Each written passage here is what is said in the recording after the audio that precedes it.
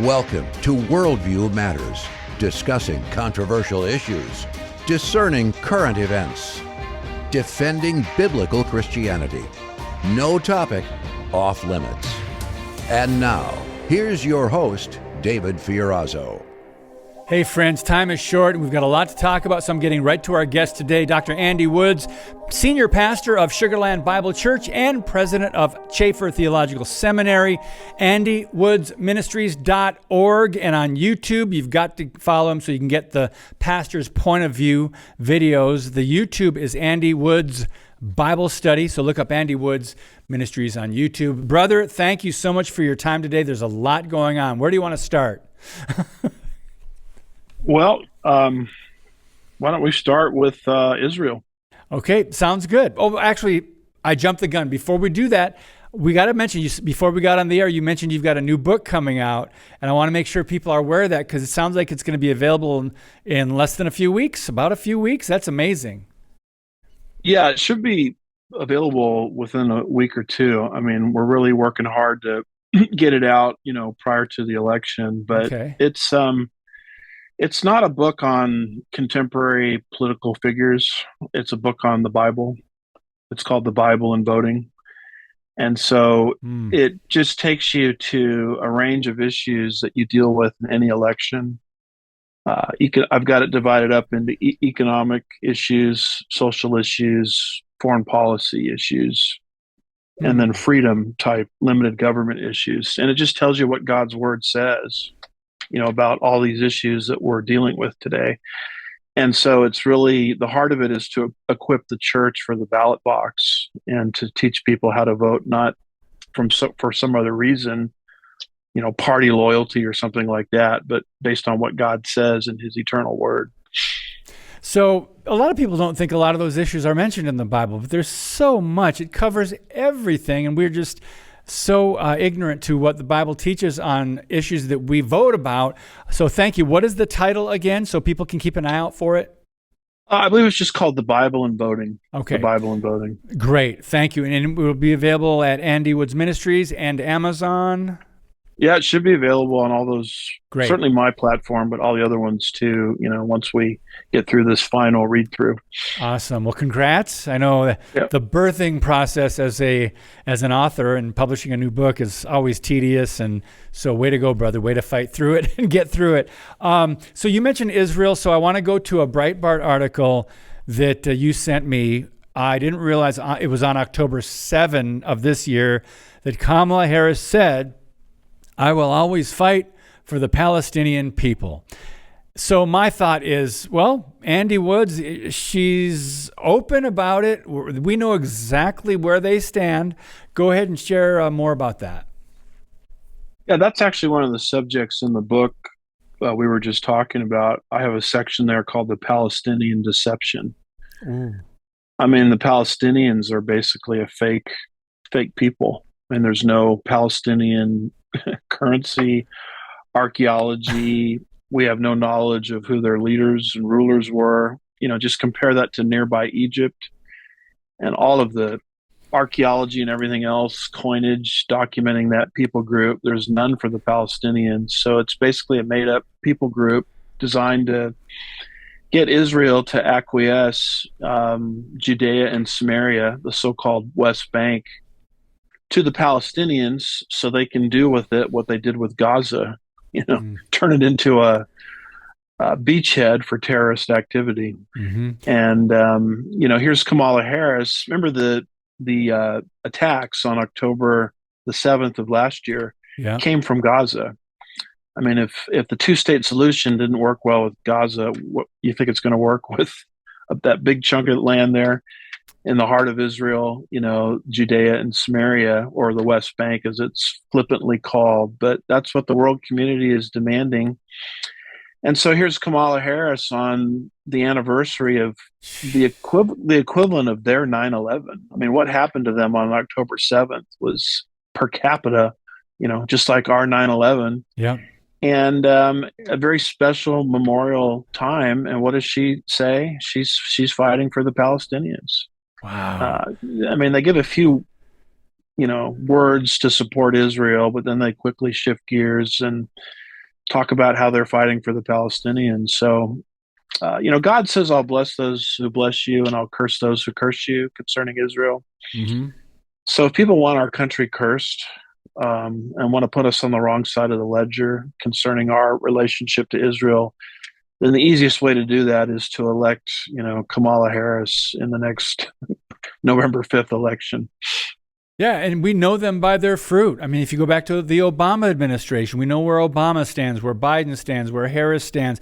I'm glad. I mean, in a way, it's sad that at least maybe 25 years ago, the left, when they talked, they would kind of use a word salad and they would not really get into detail or say something so blatantly or outwardly. But now it doesn't matter on every issue, whether that's abortion or Israel or the open borders or transgenderism or pro-Hamas. But anyway, what you said, Andy, currency, archaeology, and leaders when it comes to Palestine or the Palestinian people, I don't think that message got through the college campuses as far as understanding where they came from or the territory over there, right? And how do you remedy something that's so far gone when people believe these talking points?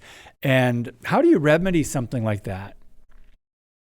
Well, if you repeat a lie long enough, people believe it's true. And that whole Palestinian mindset, it comes from Yasser Arafat getting schooling from the Soviets on the art of propaganda.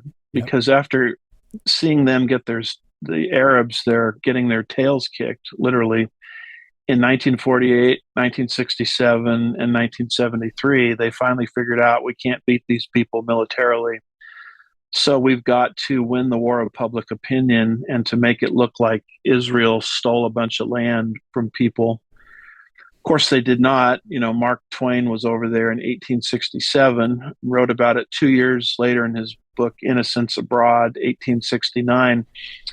There was no thriving civilization there when Mark Twain was there. And yet all you have to do is repeat a lie long enough and make it sound like Israel stole the land from the so-called Palestinians, a completely made-up people group, and you can pressure Israel from the world community to acquiescing Jerusalem, Judea, and Samaria back to the so-called Palestinians, which will take Israel's width, by the way, and reduce it to less than 10 miles, putting Israel in a militarily defenseless position. And that's the, we can't beat them militarily. So my goodness, let's wage the propaganda war. So that's where this whole Palestinian deception comes from. Yeah.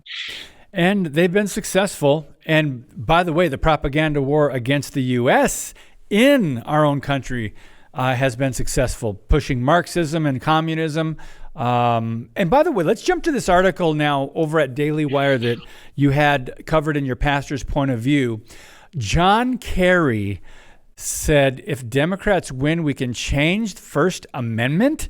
Why? Well, they want to fight disinformation. Andy, break that down for us. Because to me, it seems like, again, they're saying what used to be the quiet part out loud. Yeah, well, he gave that speech at the World Economic Forum, or that conversation, I should say, happened at the World Economic Forum. So when these guys travel outside of our borders and get on foreign soil, I mean, to me, they're always giving their true, agenda. Yeah. I mean, Obama, when he was on foreign soil, if I remember right, said we are no longer or never were, something like that, a Christian nation. That's right. And so, you really get the heart of these folks when they go abroad. And so here's John Kerry saying, we've got to win the next election, because he talks there about, garnering popular support. And then he says, once we do that, we can get rid of that pesky First Amendment. It's essentially what he's saying. And once we get rid of that, then we could fight disinformation. People need to know what he means by disinformation. Anytime you see the word disinformation, misinformation, just scribble it out and write in the word censorship.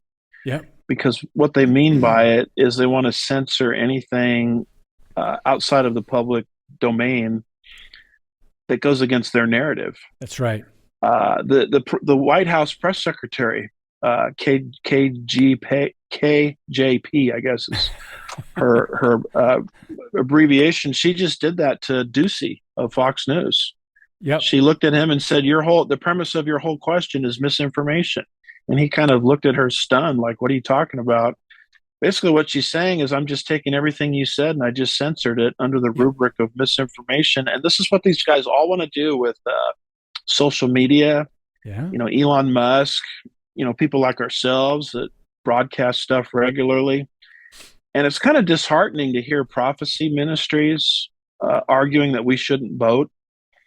Oh, no. Really? I've heard a number of big prophecy teachers say, we shouldn't vote because, we're the lesser of two evils is evil, and all this kind of logic. They don't understand that their ministry is the first thing that's going to get chopped. That's right. If the John Kerrys get their way. So, we can't have this 40 million Christians, no longer voting mentality. I mean, we gotta put our big boy pants on. We got to grow up, and we got to save this republic. Well, you understand, just like I do, from Barna Research, Gallup, Pew, when you say 40 million Christians, how many millions do we have to put in air quotes, Andy Woods, Christians, professing Christians, people that maybe go to church, maybe, but don't have a biblical worldview, maybe they don't live like Christians Monday through Saturday, whatever.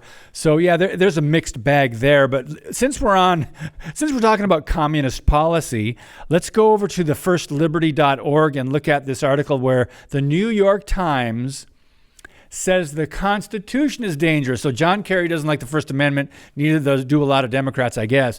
But the New York Times now this is not surprising, but they flat out say what you covered this again in your PPOV. That go ahead, Andy, just share about this. Some people maybe haven't heard that news outlets, they think they support the Constitution. I think we better wake up quickly. Go ahead. Yeah, well, I know a friend of yours that you had on recently, Bill Federer. Yeah. He has a great illustration that he uses. If you're trying to talk people out of a certain kind of toothpaste, to sell them your brand, you've got to trash their current brand. And look, your toothpaste doesn't have enough fluoride. It doesn't do this. It doesn't do that. And once you trash it, then you could bring in your brand. So the truth of the matter is, these people are bringing a new brand. They call themselves progressives, but what are we progressing towards? They never tell you that. Well, they want to progress us towards maximum government, which is, you mentioned it, socialism, Marxism, ultimately one worldism. And the United States Constitution is in the way because it stands for limited government. There's only 20 things, enumerated powers, according to the Constitution, the feds are supposed to be involved in. And if you were to go home, David, and read the Constitution with its 10 amendments, it would take you 11 pages to read it. Compare that to Obamacare, which was 3,000 pages long. So that's why they're always trashing the Constitution, because they got to get rid of it to bring in maximum government, because the Constitution stands for limited government. And so, that's why these people write these things in the New York Times saying the Constitution is dangerous. Well, the Constitution is not dangerous. It's given more people more political and economic freedom than any document in the history of the world. What's dangerous is what these people want to progress towards. That's the true danger. Yeah. And to quote the article, this was Jennifer Cizali of the New York Times. She wrote, claiming one of the biggest threats to America's politics might be the country's founding documents. So here, we know what the leftist media believes about our founding. And anyway, we've got to move on. And I think we're already up against a break. Dr. Andrew Woods, when I come back, I want to ask you about your recent talk that you gave on biblical citizenship at the Tacoma Grace Fall Conference. You talked about nationalism, and there's some points that I think people would really be encouraged by hearing or relearning maybe. We'll be right back with Andy Woods on Worldview Matters. Introducing Patriot Mobile, the wireless carrier that stands with you. We are committed to supporting the values that make our nation great.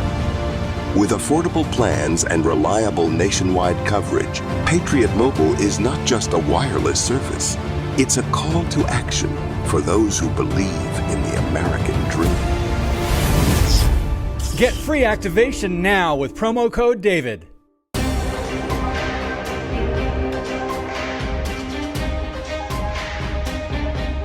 Hey friends, thank you for supporting us. We encourage you to follow us on Rumble if you are on that our channel network. If you are already on there, please look up Freedom Project. Also, you can download the free Freedom Project Media app on your iPhone. Please do that. We appreciate you guys so very much. And you're sharing this podcast. That's how we're getting out there, because there is a degree of censorship, shadow banning, suppression, and that's what we've been talking about. But back to Andy Woods, brother, you just recently spoke in Tacoma. And the topic of nationalism, I find a lot of people understand it differently than maybe 100 years ago, or maybe what our founders thought, or maybe what the Bible teaches about nationalism. Go ahead and give us a few points on what you talked about. Well, your best education on nationalism is just to read the Tower of Babel account in Genesis 10, Genesis 11. I mean, they were trying to build a world government at the Tower of Babel on the plains of Shinar under a man named Nimrod, whose name actually in Hebrew means revolt. And God said if they get their way here, nothing will be impossible for them in terms of their potential for evil. I mean, if there's only one government on the face of the earth and it falls into the wrong hands, think of the tyranny that could be accomplished. So God made a decision in what we call the divine institutions. Genesis 1 through 11 reveals, by my count, about 4 or 5 divine institutions that the Creator has built into the fabric of fallen creation to allow fallen creation to be perpetuated in spite of its fallenness. And the last of the divine institutions is the institution of nationalism, where God does not want our world, unless Jesus is running the show in the millennial kingdom. That's right. He doesn't want our world governed by world government. So he created nations, which kind of limit the spread of evil because they kind of function as a check and balance system. And then you ask yourself, well, what do you have to have for a nation? Well, you have to have 4 things. You've got to have enforceable borders, a common culture, a common language, and a common currency. And each of those 4 are under great assault today, including the first one I mentioned, borders. If you can't control who enters your country, you're not a country. Any more than I can be a head of my home if people can come into my house unvetted. If you're going to force anybody into my house, don't call me a homeowner. Don't call me the discipler of my home. Don't call me the head of the house. So countries function that way too. So the truth of the matter is God invented countries, and God invented the concept of borders, and that's where nationalism comes from. You can see Paul making reference to borders at Mars Hill and in his speech in Acts 17, verse 26. That's right. You'll see references to it in Deuteronomy 32, verse 8. And all this is important because the social justice movement is trying to make it sound like the Christian thing is to have open borders. And in that talk, I was trying to say nothing could be further from the truth. God invented borders, and you shouldn't be made to feel like you somehow don't love people or something, if unless you're in favor of George Soros' open borders. So that's interesting you bring that up. I'm glad you did. And by the way, people can get that on your Facebook page, Andy Woods Ministries, or your personal Andy Woods Facebook page. You posted the message. I was going to talk about this article. We'll come back to this, where Hillary Clinton says social media companies need to moderate content or we lose total control. Who's in control? But what you just brought up, let's go to the Western Journal. Biden-Harris administration, they're turning migrants into voting U.S. citizens at fastest speed in years as the election draws closer. My first question, I think most people would ask too, Andy Woods, is how is this possible? When they're first coming across the border, they haven't gone through the legal process to become citizens. How are they able to vote? Explain this for us. Well, I mean, they're doing what this administration has done from day one. I mean, you reverse every common sense Trump era policy about borders, and you just play games with the system where you fast track people as fast as you can into voting citizens, I guess. And you're dealing with, and of course, the statistics are reflected in that article. The vast majority of them are going to vote for Kamala Harris. Surprise, surprise. all this talk about compassion, it's really about power. It reminds me of, remember Judas when he got upset because one of the sisters there took expensive alabaster oil and poured it on Jesus, and he said, I think it's in John 12, around verses 3-6, this should have been given to the poor, sold and given to the poor. And then there's a little parenthetical insert in there. He didn't care about the poor. He had control of the money bag, and he used to embezzle what was in the money bag. So every time you hear some open borders acolyte talking about compassion for people, it has nothing to do with compassion for people. It has to do with increasing the voting power of the Democratic Party, which, by the way, has completely alienated the middle class. It's gone so far to the left. So they have to have a new class of voters to be sustained. And that's why they're pushing open borders. It's all about more votes. Yeah. Sad. And there's so much more we could talk about, because there's articles on the numbers of who's coming over, the criminals, and how many. It's staggering.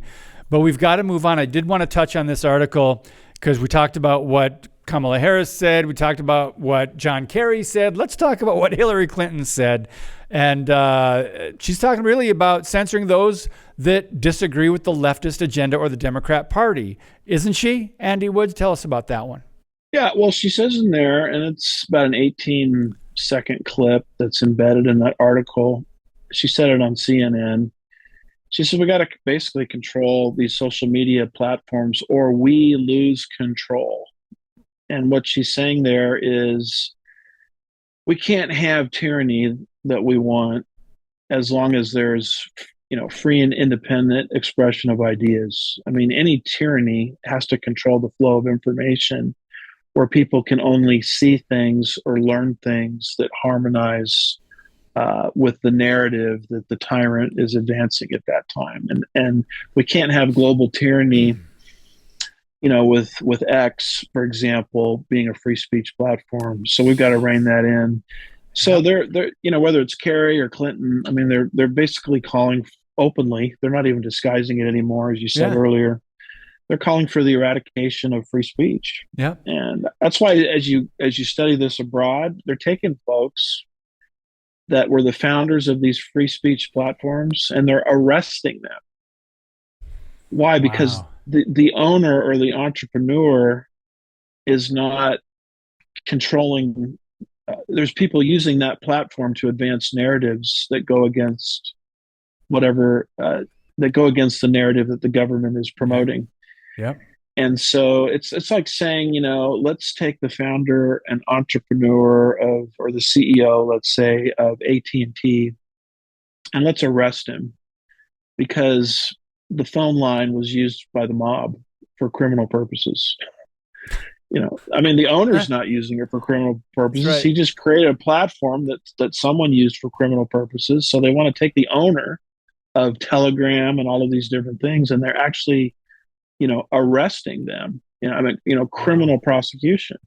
And so, and what they're doing is they're bringing in global control of ideas. Yeah. And if they win this election, they're gonna do it here. You said that's in Europe, right? I think this happened in France. Okay, France. Brazil shut off Elon Musk's Twitter. And I can't. It's been a little while since I've reported on these, but it was the creator of either Telegram or one of them. Okay. That was actually put on arrest, and another one of these tech guys got out of the country when he saw what they were doing to one of his colleagues. And so, I mean, what you're seeing is an illegalization of free speech around the world is basically what you're seeing. That's right. Well, Andy, we've got 3 minutes left. And just to clarify, the Section 230 of the Communications Act is what she wants to repeal, which it doesn't sound like it protects online platforms from being held liable for third-party content, like user content on social media. We're all on social media, most of us, right? Trying to get our, people informed, Christians encouraged. And so the Section 230 of the Communications Act, that's what she's coming against. That's what they want to repeal. That's what the article is all about, right? Yeah, and that Section 230, it gives free speech. It's kind of like when Reagan repealed the Fairness Doctrine. I don't know if you remember that in the late Fairness 1980s. Doctrine. Oh my goodness, that's right. Well, that created the Rush Limbaughs and the Sean Hannitys and the Mark Levins and all of those guys. I mean, had Reagan not done that, we wouldn't have Michael Savage, whoever people listen to, Dan Bongino, Charlie Kirk. We wouldn't have conservative talk radio. I mean, you can thank Reagan for getting rid of the Fairness Doctrine, and it's the same thing with this 230. As long as it's in place, it creates free speech. And of course, they want to get rid of it because anything that allows people to speak the truth, is an enemy to the tyrannical narrative that they want people to have. By the way, did you see the Reagan movie yet? Loved it. You loved it? I did too. I thought it was well done. Absolutely loved it. It hit me at the intellectual level, the emotional level, and the spiritual level. It brought up the Bible and the role that God, had in Reagan's life. And I don't know if it's still playing, but everybody should go see it or get the DVD or however you do it today. Get the video, watch it. It's a great, no profanity that I remember. Great family viewing. That the actor, what's the actor's name? I forgot his name. Kevin. No, is it Kevin? Oh, Dennis Quaid. Quaid. Dennis Quaid. He was just wonderful. Yeah, I was impressed. We're very well done, friends. And Michael Reagan's adopted son, watched it and actually assisted, in some of the consulting beforehand. And he said it was accurate to the core. It's just a history lesson, is what he said. And so everybody should go see that. Yeah, we need more of that because, as we know, true history has been taken out of the government-run schools, rewritten, edited. Public school textbook publishers are it's agenda-driven. It's all agenda-driven. We've run out of time so quickly with you, brother. AndyWoodsMinistries.org. We're looking forward to your book coming out timely, and we appreciate you and your voice very much, brother. Thank you. Yeah, thanks for being here. All right. Guys, thank you so much. Go check out Andy and his pastor's point of view on his YouTube channel. Very, very informative from a worldview perspective. They tackle a lot in that program, and there's plenty of articles and notes. God bless you, and as always, keep speaking the truth about things that matter.